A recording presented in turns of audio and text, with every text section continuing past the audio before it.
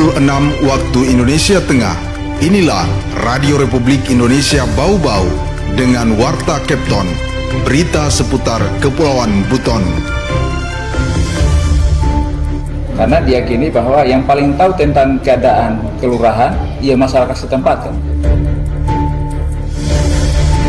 Tentunya harapan kami adalah kami mendorong agar teman-teman penyandang disabilitas Kota Bau ini bukan menjadi beban, tapi mereka bisa memberikan sumbangsi pemikiran. Selamat pagi dari Jalan Limbowolio, Kelurahan Tanganapada, Kecamatan Morhum, Kota Bau-Bau. Inilah Radio Republik Indonesia dalam penyampaian Warta Kepton. Kami sampaikan pokok-pokok berita utama. Pembentukan Koperasi Merah Putih di Kota Bau-Bau sudah mencapai 65% lebih.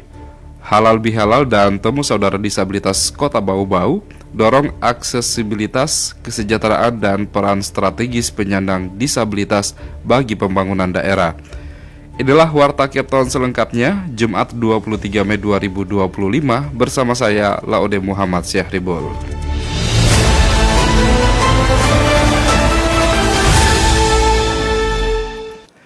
Kita ke berita yang pertama. Pembentukan Koperasi Merah Putih di Kota Bau-Bau sudah mencapai 65% lebih atau sebanyak 28 koperasi dari 43 kelurahan sekota Bau-Bau.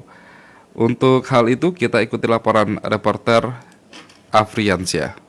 Karena diyakini bahwa yang paling tahu tentang keadaan kelurahan, ya masyarakat setempat kan.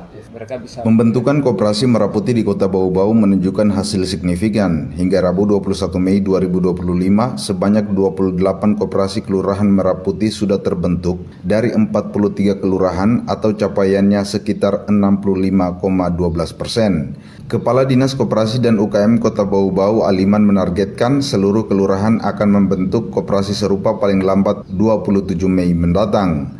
Ia mengatakan keanggotaan Koperasi Merah Putih dibatasi hanya untuk warga kelurahan setempat, tidak bisa dari kelurahan lain.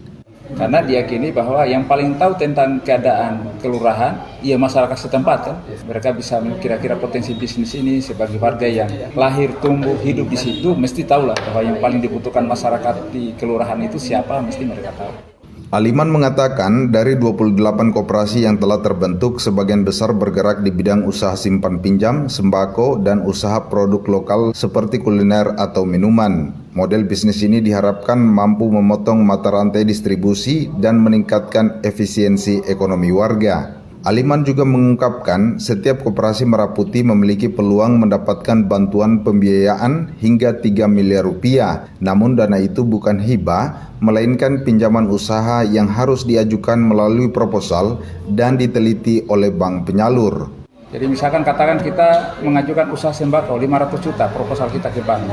Oleh bank diteliti, dianalisa apa betul 500 juta atau tidak. Kalau tidak, katakan yang lain hanya 50, maka 50 kita dapatnya.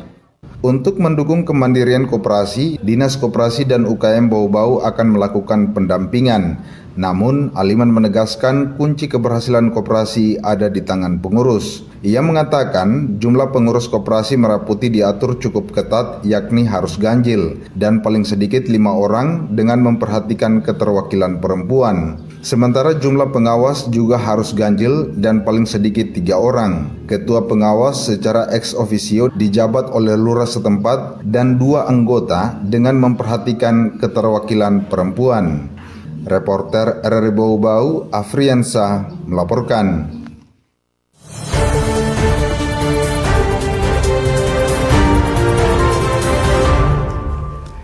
Halal Bihalal dan Temu Saudara Disabilitas di Kota Bau-Bau dorong aksesibilitas, kesejahteraan, dan peran strategis penyandang disabilitas bagi pembangunan daerah. Mengenai hal tersebut, kita ikuti laporan reporter Hairul Mulku. Tentunya harapan kami adalah kami mendorong agar teman-teman penyandang disabilitas Kota Bau ini bukan menjadi beban, tapi mereka bisa memberikan sumbangsi pemikiran. Forum Ikatan Persaudaraan Penyandang Disabilitas Foribdis Kota Bau-Bau menggelar kegiatan Halal Bihalal dan Temu Saudara Disabilitas pada Kamis 22 Mei 2025 di Aula Dinas Perpustakaan dan Kearsipan Kota Bau-Bau. Acara ini dihadiri sekira 150 peserta dari berbagai organisasi penyandang disabilitas yang bertujuan untuk membahas peran dan hak penyandang disabilitas dalam pembangunan Kota Bau-Bau. Ketua Foribdes Kota Bau-Bau Laode Fridi dalam kesempatan tersebut menekankan pentingnya pemberian ruang dan peluang bagi penyandang disabilitas untuk berkontribusi dalam pembangunan kota. Sesi dialog dalam acara ini menghadirkan narasumber dari Bapeda Bau-Bau dan Badan Pembentukan Peraturan Daerah Bapemperda DPRD Kota Bau-Bau. Pembahasan utama adalah tentang urgensi pembentukan peraturan daerah atau Perda yang melindungi hak-hak penyandang disabilitas dan menciptakan kota yang ramah disabilitas, terutama dalam hal infrastruktur dan lingkungan sosial yang dapat diakses oleh semua kalangan. Ya, tentunya harapan kami adalah kami mendorong agar teman-teman penyandang disabilitas Kota Bau ini bukan menjadi beban, tapi mereka bisa memberikan sumbangsi pemikiran untuk bagaimana kemajuan Kota Bau ke depan. Makanya dalam bincang-bincang ini kami sudah meminta kesediaan dari narasumber. Nah, saat ini kan Kota Bau sebagai salah satu kota yang sedang tumbuh untuk maju, dan kalau moratorium pemekaran dibuka, tentu kami yakin bahwa Kota Bau akan terpilih sebagai ibu kota Provinsi Kepulauan Buton. Nah, dari itu kita harus mempersiapkan sejak dini untuk menjadi kota yang ramah disabilitas itu, maka harus kita mulai bahas seperti apa kriteria kota yang ramah disabilitas. Sementara itu, Kepala Dinas Sosial Kota Bau-Bau Hanarudin yang mewakili wali kota memberikan dukungan penuh terhadap inisiatif Perda Disabilitas. Hanarudin menyebutkan jumlah penyandang disabilitas terlantar di Kota Bau-Bau yang menjadi perhatian Dinas Sosial mencapai lebih dari 800 orang dengan lebih dari 1.000 penyandang disabilitas dalam hal politik. Pemerintah Kota Bau-Bau sangat mendukung lahirnya Perda Disabilitas untuk memastikan penyandang disabilitas mendapatkan akses yang setara dalam kehidupan. Tentu harapan mereka ini yang pertama itu perda mereka untuk bisa akses dan eksis bagaimana harapan mereka. Perda sekarang ini itu menjadi inisiatif dari DPR kita dan sekarang dalam proses, kebetulan di dalam kita ada Pak Tamim yang hadir. Tentu dari sisi pemerintah ada dua yang dilakukan. Yang pertama itu kita memberikan bantuan untuk kelengkapan kebutuhannya seperti kursi roda ditambah dengan permakanannya. Selain itu juga kami berikan mereka bantuan modal usaha dalam rangka memberdayakan mereka. Dengan dukungan penuh dari pemerintah dan DPRD, diharapkan Kota Bau-Bau menjadi lebih inklusif dan ramah terhadap penyandang disabilitas, serta memberikan lebih banyak peluang bagi mereka untuk berkontribusi dalam kemajuan daerah. Dari Kota Bau-Bau, Herol Mulku, RRI terus mengudara untuk Indonesia. Anda sedang mendengarkan Warta Kepton, berita seputar Kepulauan Buton. Kita ke berita selanjutnya. Alat pencacah di TPS Wameo jadi solusi pemerintah Kota Bau-Bau kurangi timbulan sampah di TPA. Selengkapnya mengenal tersebut kita ikuti laporan reporter Waude Nurliani. Seorang pemuda berusia 21 tahun asal Kecamatan Batu Kuaro, Kota Bau-Bau berinisial AT nekat menjadi kurir narkotika jenis sabu setelah tergiur upah sebesar Rp1 juta untuk setiap kali penjemputan. Aksi kriminal ini sudah dilakoni AT sebanyak 3 kali sebelum akhirnya berhasil digagalkan oleh jajaran Satuan Reserse Narkoba Satres Narkoba Polres Bau-Bau. Penangkapan AT terjadi pada Sabtu malam 10 Mei 2025 di Kelurahan Bone-Bone. Dari hasil penggeledahan, polisi menemukan satu paket sabu seberat 10,22 gram serta sebuah timbangan digital yang disembunyikan di tubuh dan sepeda motor tersangka. Kasat Narkoba Polres Bau-Bau Ibtu Joni Arani mengatakan penyelidikan sementara menunjukkan tersangka menjemput sendiri narkotika di Raha, Kabupaten Muna pada Sabtu siang 10 Mei dan tiba kembali di Bau-Bau pada malam harinya. Tersangka bukan residivis dan dari hasil pemeriksaan ia hanya bertindak sebagai kurir dan tidak menggunakan sabu tersebut. Motifnya itu karena dia diiming uang untuk satu kali penjemputan itu dia dikasih biaya sebesar 1 juta. Sekali menjemput berapa banyak BB yang dibawa si tersangka ini, Pak? Jadi informasi semua sampai 10 gram saja, tidak lebih dari itu. Untuk pelaku ini jaringan lapas Muna, inisial A yang saat ini sedang menjalani proses penahanan di lapas Muna. Lebih lanjut, Ibtu Joni mengungkapkan tersangka AT diduga kuat dikendalikan oleh seorang narapidana berinisial A yang tengah menjalani hukuman di lapas Kabupaten Muna. Satres Narkoba Polres Bau-Bau akan segera berkoordinasi dengan pihak lapas untuk mendalami keterlibatan napi tersebut. Dengan barang bukti melebihi 5 gram, AT kini dijerat dengan Undang-Undang Nomor 35 Tahun 2009 tentang narkotika. Ia terancam hukuman maksimal 20 tahun penjara, hukuman seumur hidup, pidana mati, serta denda maksimal 13 miliar rupiah. Polres Bau menghimbau masyarakat untuk menjauhi narkoba dan melaporkan segala bentuk penyalahgunaan atau peredaran gelap narkotika kepada pihak berwajib demi menjaga keamanan dan keselamatan bersama. Wade Nurliani, reporter Bau Bau, melaporkan.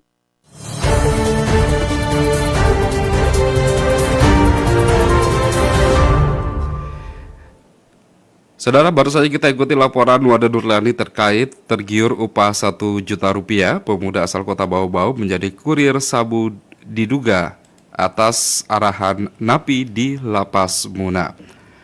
Kita beralih ke berita selanjutnya. Dinas Pendidikan dan Kebudayaan Dikbud Kota Bau Bau menggelar kegiatan Rembuk Tokoh Budaya di Baruga Keraton kemarin yang menjadi bagian dari 100 hari kerja wali kota dan wakil wali kota Bau Bau. Kegiatan ini menjadi ruang diskusi tentang pentingnya pelestarian budaya dan memajukan identitas budaya Wolio di Kota Bau Bau. Kepala Dikbud Bau Bau, Eko Prasetya, menyampaikan bahwa kegiatan ini penting untuk menggali potensi budaya lokal yang sangat besar. Rembuk ini menjadi langkah untuk memastikan budaya Wolio terus hidup dan berkembang dengan kebersamaan. Hadirnya berbagai tokoh agama, adat, pemuda dan perempuan dalam acara ini mencerminkan betapa pentingnya sinergi antara elemen masyarakat untuk mengawal budaya. Salah satu tema utama yang digemukakan adalah mengenai pakaian adat.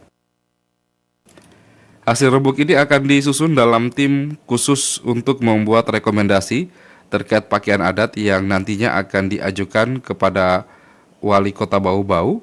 Dan Eko menegaskan bahwa rekomendasi tersebut diharapkan menjadi peraturan wali kota dan peraturan daerah atau perda yang tidak hanya menjadi aturan, tetapi juga sebagai pedoman yang membawa dampak positif untuk pelestarian budaya. Tidak hanya soal pakaian adat, Eko juga mengingatkan bahwa pemajuan budaya Buton harus menjadi perhatian bersama. Dinas Pendidikan dan Budaya Kota Bau Bau berkomitmen untuk terus memperhatikan budaya daerah yang juga berperan penting dalam pembangunan Kota Bau Bau, agar tidak hanya dikenal dengan kemajuan infrastruktur, tetapi juga dengan kekuatan identitas budayanya. Kegiatan ini diharapkan menjadi titik awal untuk membentuk kebijakan yang lebih inklusif dan berdampak luas dengan tujuan agar budaya lokal Wolio tetap terjaga dan dapat diintegrasikan dalam setiap lini kehidupan masyarakat di Kota Bau Bau.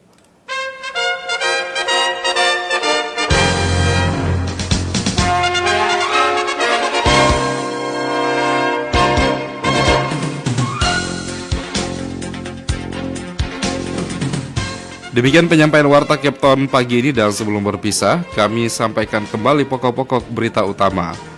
Pembentukan Koperasi Merah Putih di Kota Bau Bau sudah mencapai 65% lebih. Halal bihalal dan temu saudara disabilitas Kota Bau Bau dorong aksesibilitas, kesejahteraan, dan peran strategis penyandang disabilitas bagi pembangunan daerah. Kami harap Anda tetap bersama RRI Bau Bau untuk mengikuti program-program kami lainnya di Kepton pagi ini. Saya Laude Muhammad Syaribul mewakili kerabat kerja yang bertugas dan tim redaksi mengucapkan terima kasih. RRI terus mengudara untuk Indonesia dan sampai jumpa.